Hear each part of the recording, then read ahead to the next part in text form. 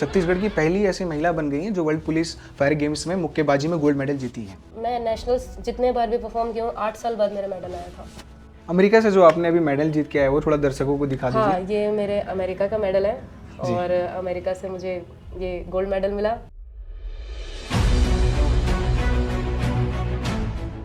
Mummy के background में सब पुलिस में या वकील है, तो मेरा ये था कि बस भाई कि ये बनना है। तो आपकी लाइफ का कोई ऐसा मैच जो आप कभी नहीं भूल पाएंगे? हारना भी आदमी सीखता है, तो हारने से भी आदमी बहुत सीखता है, तो मैंने हार की चीज़ें सीखी है।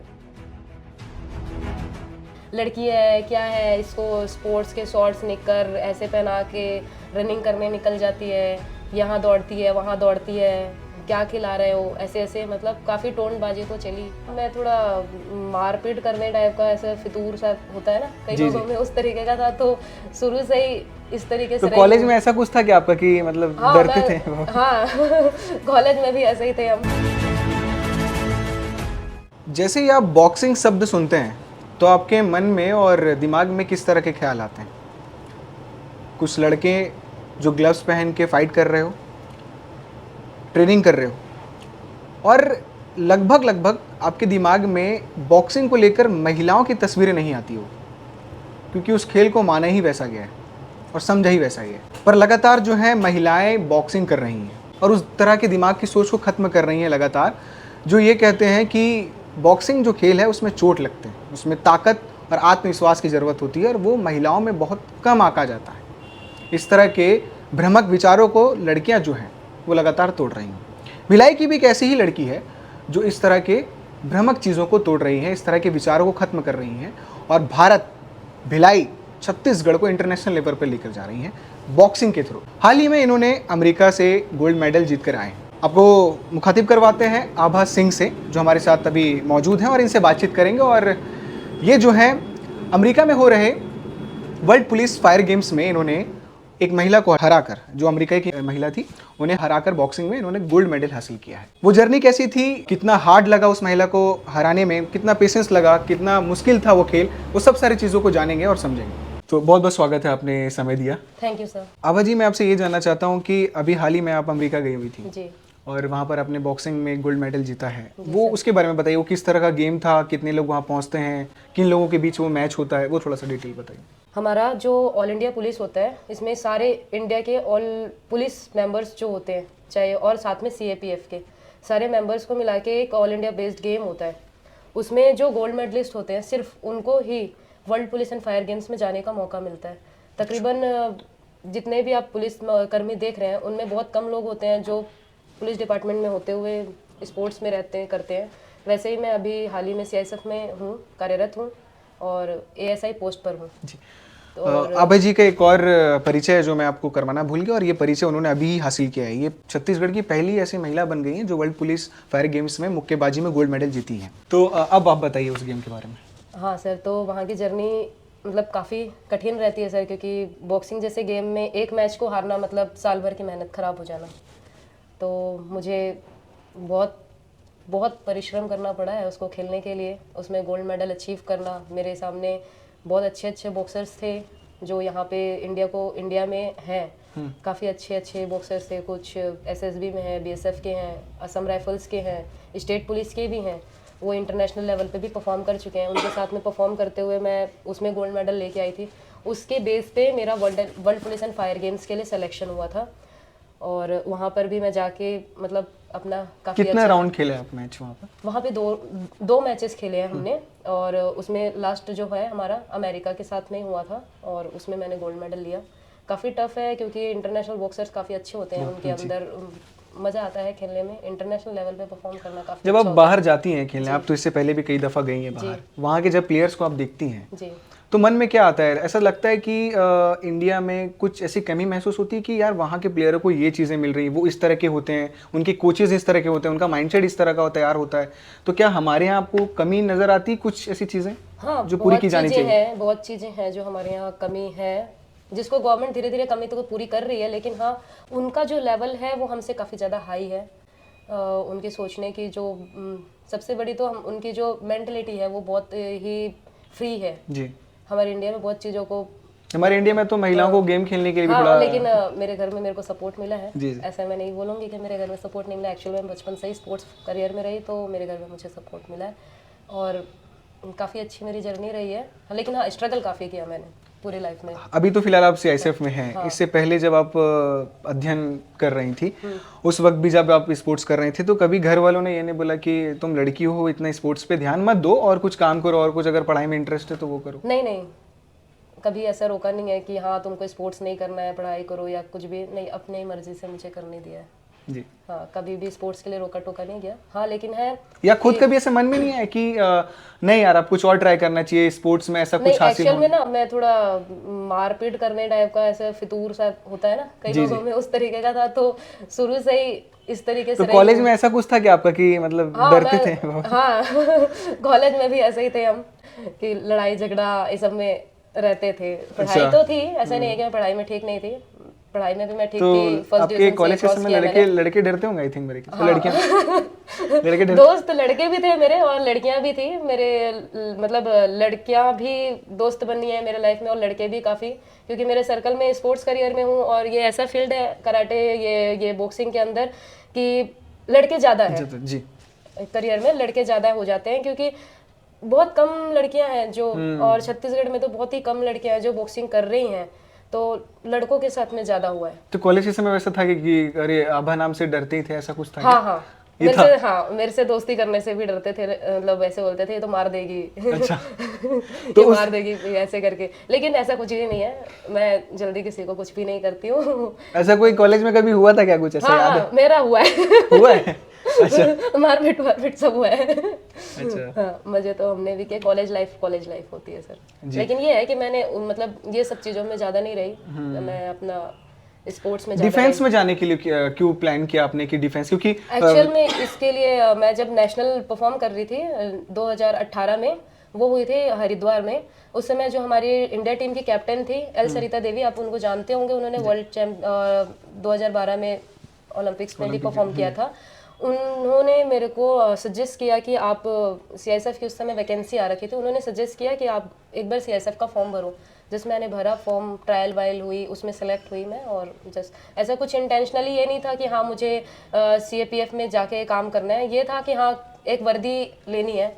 ये था कि मेरे मतलब मम्मी के बैकग्राउंड में सब पुलिस में या वकील है, तो मेरा ये था कि बस भाई कि ये बनना है, पुलिस में जाना है, इस तरीके का तो था। तो क्या पता, इसलिए हम इसी तरीके के फील्ड में चले गए। जैसे स्पोर्ट्स से आप रिलेटेड हैं, तो जैसे आप जॉब में जाते हैं तो आपको स्पोर्ट्स निरंतर खेलना होता है कि आपके ऊपर होता है कि अगर मैं नहीं भी इंटरेस्ट लेती हूँ तो मेरा नौकरी तो चलते रहेगा, ऐसा भी रहता है वहाँ? जी हाँ, हम अभी तो स्पोर्ट्स कर रहे हैं। जब तक हम मेडल देते रहेंगे तो हम सेंट्रल टीम में बने रहते हैं स्पोर्ट्स के। हमारे इसमें ये होता है कि आपको स्पोर्ट्स में हो, तो स्पोर्ट्स में जब तक हम परफॉर्म नहीं तो आपके पास ये मौका है कि आप आराम से बैठ के नौकरी कर सकते हैं? नहीं, ऐसा तो नहीं है। मतलब करना ही पड़ता है, कुछ खेलते रहना पड़ेगा? कुछ खेलते रहते हैं। जब हाँ रिटायरमेंट हो जाता है एक प्लेयर का, जब रिटायरमेंट हो जाता है उसके बाद हमें वो जनरल ड्यूटी में लगा देते हैं। अच्छा। तो क्या है अब आगे? क्या अभी इतने सारे आपने तो मैच खेले हैं बॉक्सिंग को लेकर, तो आगे क्या क्या थिंकिंग है कि हाँ मुझे अपने खुद को लेकर या फिर इंडिया को लेकर उस जगह पे पहुंचना है? हाँ, अभी भी मैं आगे मतलब खेल रही हूँ, अब देखते हैं। क्योंकि बॉक्सिंग ऐसा रिस्क है कि इसमें कुछ भी नहीं बोला जा सकता है कि हाँ मैं वैसे तो हमेशा कोशिश करती हूँ कि मैं इंडिया लेवल पे परफॉर्म करूँ, और आगे भी मेरी ये निरंतर कोशिश रहेगी कि मैं और भी ज़्यादा परफॉर्म करूँ, इससे ज़्यादा जो अचीव करूँ। तो आपकी लाइफ का कोई ऐसा मैच जो आप कभी नहीं भूल पाएंगे? हाँ, मैं थाईलैंड का एक मैच अभी हारी हूँ उज्बेकिस्तान के साथ। अच्छा। उसको मैं कभी नहीं भूल पाऊंगी। क्या कारण था? ये बोल सकते हैं कि उस समय मुझे इंटरनेशनल जो प्लेटफॉर्म था उसका पूरा तरीके से वो नहीं था कि कैसे मुझे वहाँ पे परफॉर्म करना है। बहुत अच्छे से परफॉर्म कर सकती थी अगर मुझे एक थोड़ा बहुत अच्छा नॉलेज होता तो। जो नॉलेज की कमी थी, एक इंटरनेशनल एथलीट को किस तरीके से परफॉर्म करना चाहिए। हम अभी तो आपको एक नई तस्वीर में देख रहे हैं, आपके पास तमाम मेडल्स हैं, आप एक जॉब में भी हैं, पर इसके पीछे बहुत संघर्ष छुपा होता है, वो कई बार लोगों के सामने नहीं आता है। अब मैं डायरेक्ट इंट्रोड्यूस कर रहा हूँ, आप एज अ इंटरनेशनल प्लेयर हैं, पर उस इंटरनेशनल प्लेयर के पीछे का संघर्ष क्या रहा है, किस किस तरीके की चीज़ों को फेस करना पड़ा, क्या है कुछ ऐसी चीज़ें जो आप बताना चाहें? जी सर, मैंने अपनी जर्नी 2015 से स्टार्ट की है बॉक्सिंग की। एक्चुअल में मैं पहले कराटे की एथलीट रही हूँ, उसमें भी मैंने इंटरनेशनल परफॉर्म किया है उसको भी, और इंडिया की तरफ से रिप्रेजेंट किया है इंडिया को। और अभी रिसेंटली उसके बाद मैंने गेम स्विच कर दिया था 2015 में। एक्चुअल में कराटे में तब जॉब ही नहीं थी, तो जॉब के कारण मैंने गेम स्विच किया। स्विच करने के बाद से बॉक्सिंग परफॉर्म किया। मेरे कोच हैं basic coach mister Rajendra Prasad, Olympian mister Rajendra Prasad. उनके पास से आज तक छत्तीसगढ़ में कोई ओलंपियन नहीं है, और उन्होंने सन 1992 में बार्कलोना ओलंपिक्स खेला था, और वही मेरे गुरु हैं बेसिक कोच, और उन्हीं के अंडर में मैं प्रैक्टिस करके आज यहाँ तक पहुँची हूँ। उनका मैं बहुत तहे दिल से धन्यवाद करती हूँ। उनका बहुत आशीर्वाद है मेरे पास, जिसके कारण मैं यहाँ तक पहुँच पाई हूँ। वो मेरे गुरु हैं, और अभी भी मैं उनके पास जाती हूँ जब भी यहाँ तो ये आती जर्नी कैसे रहा? एकदम जर्नी बहुत नॉर्मल टफ रही, चला गया कि बहुत कुछ ज़्यादा चीज़ों टफ की रही। परेशानी कमी मैं थी? बहुत टफ रही। तकरीबन मैं नेशनल्स जितने बार भी परफॉर्म किया हूँ, 8 साल बाद मेरा मेडल आया था। तो उस 8 साल के करियर में लोग हार भी मान जाते हैं। अब हर बार जाके एक क्वार्टर फाइनल जो हमारा मेडल राउंड होता है, उसमें हार जाना आसान नहीं होता। वो हमको कुछ ना कुछ सिखा के जाता है। हारना भी आदमी सीखता है, तो हारने से भी आदमी बहुत सीखता है। तो मैंने हार हार की चीज़ें सीखी है, तो मैंने काफ़ी अच्छे से सीखी है वो चीज़ें कि जीत कैसे मिलती है। तो आज मैं कोई भी प्लेटफॉर्म में जा रही हूँ तो मुझे ऊपर वाले की और घर वालों की सबकी ब्लेसिंग्स है, जिसके कारण मैं अब कोई भी मैच उतरती हूँ तो मेरे मेडल्स आते हैं, गोल्ड सिल्वर ऐसे अच्छा, मेडल्स लेके आती हूँ। आपके पेरेंट्स या आपको कभी आपके परिवार में ऐसे बात करते हुए सुने कि आप अरे क्यों लड़की है उसको बॉक्सिंग हाँ, वगैरह है? मेरे मतलब आसपास के लोग तो मेरे पेरेंट्स को हमेशा बोले कि लड़की है क्या है, इसको स्पोर्ट्स के शॉर्ट्स निकर ऐसे पहना के रनिंग करने निकल जाती है, यहाँ दौड़ती है वहाँ दौड़ती है, क्या खिला रहे हो, ऐसे ऐसे मतलब काफ़ी टोनबाजी तो चली, और लड़कों के साथ घूमती है, इस तरीके से तो काफ़ी रहा। तो जब आप ये सब सुनते थे उस समय, आप तक ये बात पहुंचती थी या फिर पेरेंट्स तक पहुंचती थी, कैसे डील करते थे आप ये सब सर? मेरे घर वाले मतलब मम्मी तो ऐसे जवाब देती थी, वो जो भी कर रही है मुझे पता है, बता के जाती है, कोई टेंशन नहीं है, हाँ पता है हम लोगों को कहाँ जा रही है। तो इस तरीके से तो मुझे कभी ऐसे ज़्यादा रोकते टोकते नहीं थे कि नहीं जाना है, नहीं करना है, छोड़ दो, ऐसे ऐसे नहीं बोलते थे। मैं सीधा है कि मम्मी ये आए हैं, ये इसके साथ जा रही हूँ, ऐसे बोल के निकल जाती थी। तो उस समय जो लोग आपको इस तरह की बातें बोलते थे, अब वो आपको इस पोजीशन में देखते हैं तो हाँ, वो अब ये नहीं बोल पाते कि लड़की आपकी ये है, तो अब बोलते हैं देखो वो ऐसा बनी है, ऐसे करना है। तुम लोगों को भी अपने मतलब बच्चों को सिखाते हैं, देखो ऐसा बन गई खेल खेल के, तुम भी ऐसा करो, ऐसा करके अब वो लोग बोलते हैं। अब एक लंबे समय से स्पोर्ट्स में जुड़ी हुई हैं और खासकर बॉक्सिंग आप करती हैं। एज अ गर्ल, जो बाकी लड़कियां हैं मन में ये बना के रखी हैं कि मेरे को स्पोर्ट्स खेलना है या बॉक्सिंग में जाना है, पर कहीं ना कहीं पेरेंट्स की वजह से या सोसाइटी की वजह से वो अपने आप को रोक रही हैं, तो उनके लिए क्या कहना चाहेंगे? और अब तक जो आपको कमी नजर आई हो कि लड़कियां क्यों स्पोर्ट्स में ज़्यादा भागीदारी नहीं करती हैं या वो क्यों नहीं भाग लेती हैं, वो कमियों के बारे में थोड़ा सा बताइए कि उसको ठीक करना एक्चुअल में सबसे पहले तो हम मेरे जो खासकर मैं सबसे बड़ा बोलूँगा हमारा घर होता है, वहाँ से सपोर्ट होना बहुत ज़रूरी होता है। कई घर में हाँ बच्चों को सपोर्ट नहीं मिल पाता, लेकिन अपने अंदर का विश्वास होता है ना, उससे आदमी निकल के आता है। सबसे पहले तो खुद को स्टेबल करना है कि आप क्या उस चीज़ को कर सकते हो। हार नहीं मानना है किसी भी चीज़ में। जहाँ हम हार जाते हैं तो फिर उसके बाद वो कोई भी चीज़ें हम नहीं कर सकते हैं।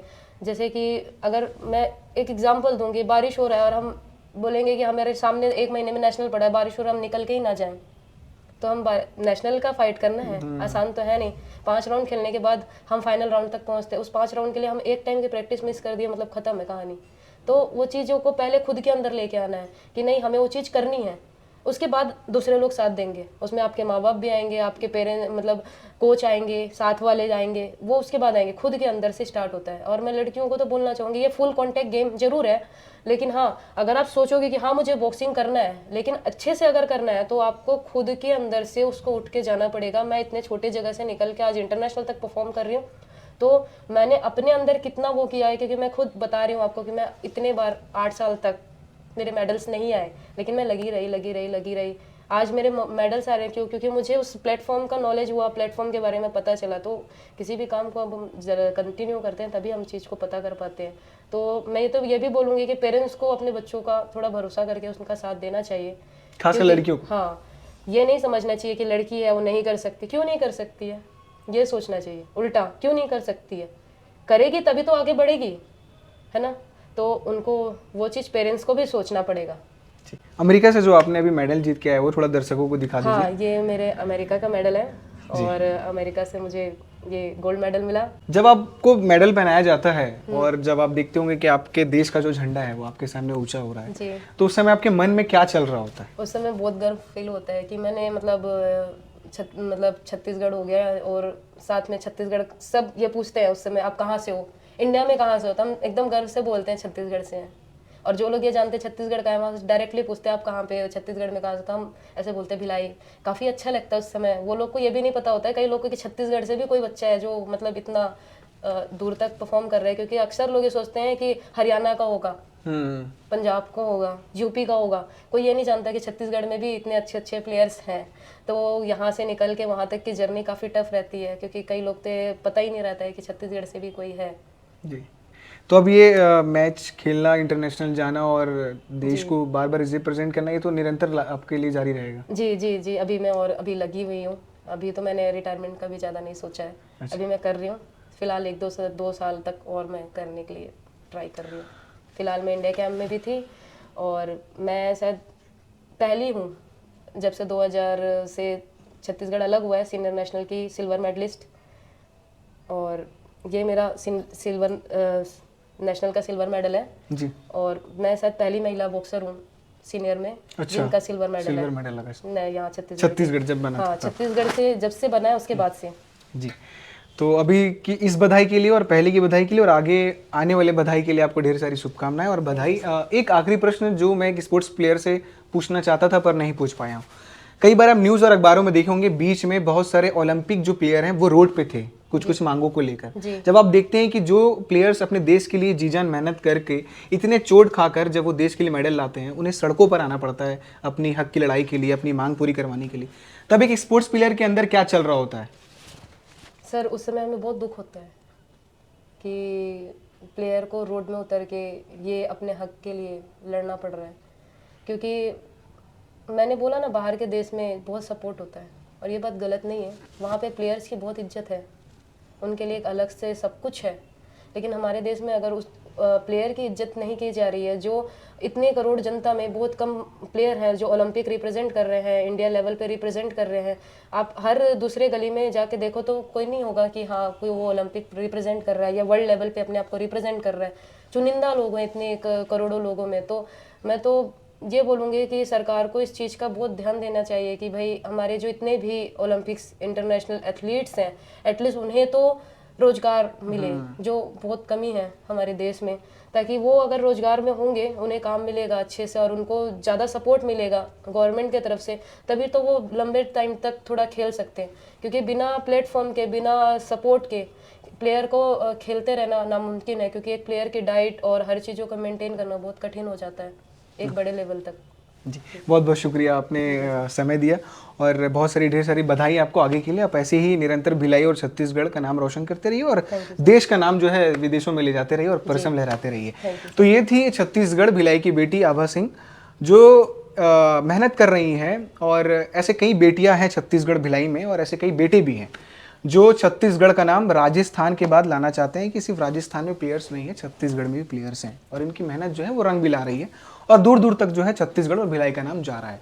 इस तरह के जो प्लेयर्स हैं वो लगातार मेहनत कर रहे हैं और मेहनत करते रहेंगे। हमारी ये बातचीत कैसी लगी आपको कमेंट बॉक्स में ज़रूर बताइएगा। इन्होंने जो अपनी जर्नी शेयर की है या फिर जो कुछ चीज़ें रखी हैं कि प्लेयर्स को ये सुविधा मिलना चाहिए या उनको इस तरीके से देखना चाहिए या उनकी मांगों को पूरी करना चाहिए, कितना सहमत है आप वो भी कमेंट बॉक्स में ज़रूर बताइएगा। और बाकी अपडेट्स के लिए आप केपी न्यूज़ के साथ जुड़े रहिए। शुक्रिया।